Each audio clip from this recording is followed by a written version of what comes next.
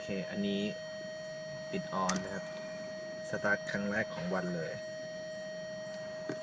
สักครู่นะเดี๋ยวปิดวิทยุกัน แบตเตอรี่อ่อนมาก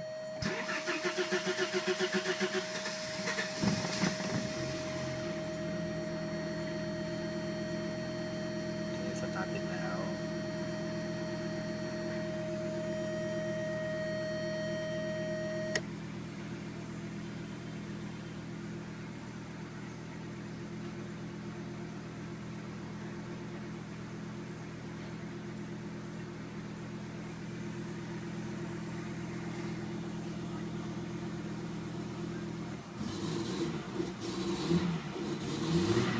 สะดุดเหยียบแล้ววอดนิดโ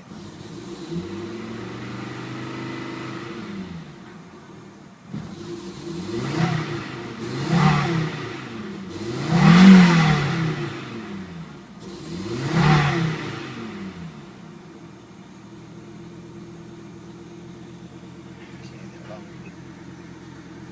แช่ใหม่เดี๋ยวลองสตาร์ทเลย1 2 3